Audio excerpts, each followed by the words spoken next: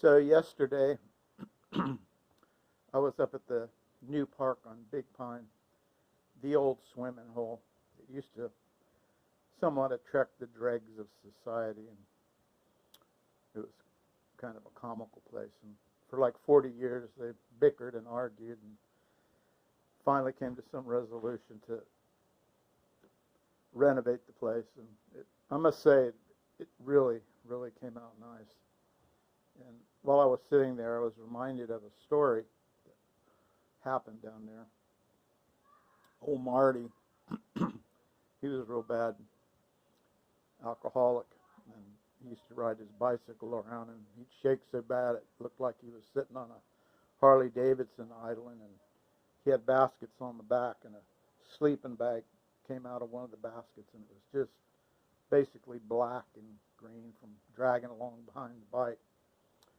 Well, anyway, Marty was down there, and Barefoot Mike, and a dog was running around down there, and somehow the dog had gotten a peanut butter jar over its nose, and Marty called the dog over, and he pulled that peanut butter jar off the dog's nose, and he had some rum, and he just poured it in there and didn't wipe it out or anything, drank it, and old Mike was, man, I think I'd at least wipe it out, and Mike called that a peanut butter colada.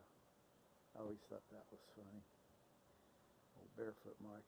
Oh, another thing about Marty, he'd roll up. I used to take care of the grounds at the shopping center up there, and he'd roll up on that bike in the morning, and he'd be shaking like I say so bad, you know. And he'd say, oh, he'd roll up and he'd sing, "Love me tender, love me true." He would do a not half bad job of a Elvis impersonation. Have you got 27 cents, John? Have you got 27 cents? He'd always ask for 27 cents. And I'd flip him a buck, and he'd go in and get his mouth washed. He drank mouthwash.